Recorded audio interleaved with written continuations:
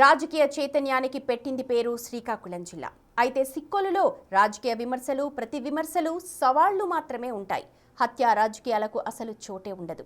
అయితే తనను హత్య చేయడానికి కుట్ర జరుగుతోందని ఎమ్మెల్సీ దువ్వాడ శ్రీనివాస్ చేసిన కమెంట్స్ శ్రీకాకుళంలో రాజకీయంగా పెను దుమారానికి దారితీశాయి. ధర్మాన సోదరులు టార్గెట్గా దువ్వాడ ఆరోపణలు గుప్పించడం హాట్ టాపిక్గా మారింది. అసలు సిక్కోలు వైసీపీలో ఏం జరుగుతోంది? శ్రీకాకుళం జిల్లా రాజకీయాలు ధర్మాన, కింజాపుర ఫ్యామిలీల కేంద్రంగా నడుస్తూ ఉంటాయి. ఈ రెండు ఫ్యామిలీలు రెండు వేరువేరు పార్టీల్లో ఉన్నప్పటికీ అవగాహన రాజకీయాలు చేస్తాయన్న ఆరోపణలు ఉన్నాయి. పొలిటికల్ సర్కిల్స్ లో ఆ ఆరోపణలు కనుమరుగు కాకుండా ఎప్పటికప్పుడు నేనున్నాను అంటూ ఎమ్మెల్సీ దువ్వాడ శ్రీనివాస్ ఏదో ఒక అంశం మీద మాట్లాడుతూ ఉంటారు. అయితే ఇదే అంశం ఇప్పుడు రాజకీయాలను వేడెక్కించడానికి కారణమైంది.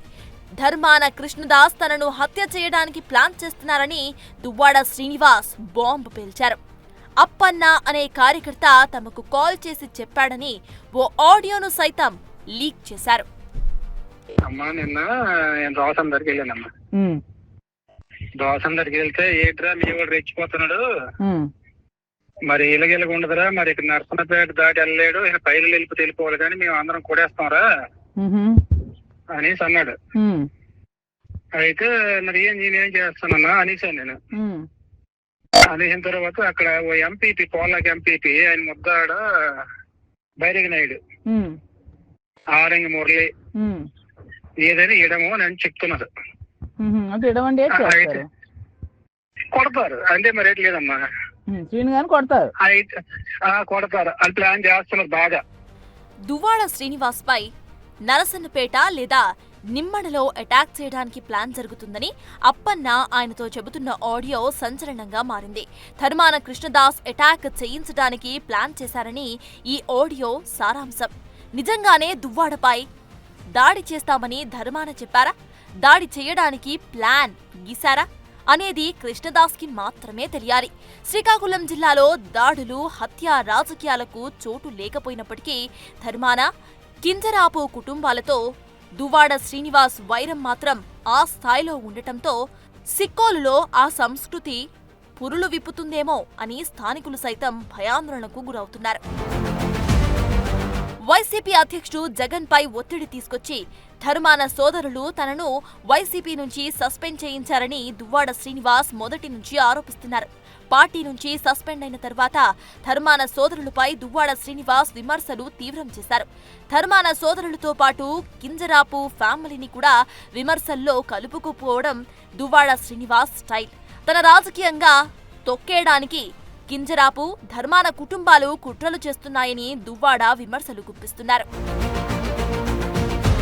తనను మాత్రమే కాదు, తన సామాజిక వర్గాన్ని కూడా రాజకీయంగా ఎదగనివ్వటం లేదని ఆ రెండు కుటుంబాలపై దువ్వాడ విమర్శలు ఎక్కువ పెడుతున్నారు. ఈ మధ్యకాలంలో దొరికిన ఏ అవకాశాన్ని వదులుకోకుండా ఆయన ప్రెస్ మీట్లు పెట్టి మరీ వరుస ఆరోపణలు చేస్తున్నారు. ఇటీవల జగన్ పుట్టినరోజు వేడుకల్లో ధర్మాన కృష్ణదాస్ కీలక వ్యాఖ్యలు చేశారు. శ్రీకాకుళం పార్లమెంటరీ నియోజకవర్గం సమన్వయకర్తగా ఉన్న తమ్మినేని సీతారాంను తప్పించి ఆయన స్థానంలో కొత్త వ్యక్తిని నియమించే ఆలోచనలో జగన్ ఉన్నారని అన్నారు. తమ్మినేనికి మరో పదవి ఇచ్చి అనుభవజ్ఞులైన వ్యక్తిని శ్రీకాకుళం ఎంపీగా పోటీ చేయిస్తామని తెలిపారు. దీనిపై దువ్వాడ శ్రీనివాస్ ఫైర్ అయ్యారు.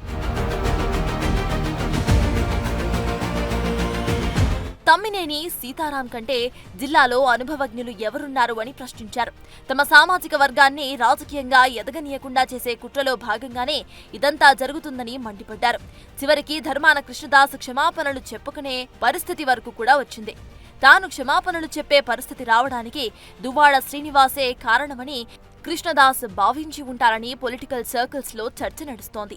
ఆ కోపంతోనే దువ్వాడపై దాడి చేస్తామని ధర్మాన కృష్ణదాస్ కింజరాపు అప్పన్న దగ్గర చెప్పారా, లేకపోతే అందులో ఏవైనా కల్పితముందా అన్నదానిపై కృష్ణదాస్ క్లారిటీ కోసం అందరూ ఎదురు చూడాల్సిన పరిస్థితి ఇప్పుడు వస్తోంది.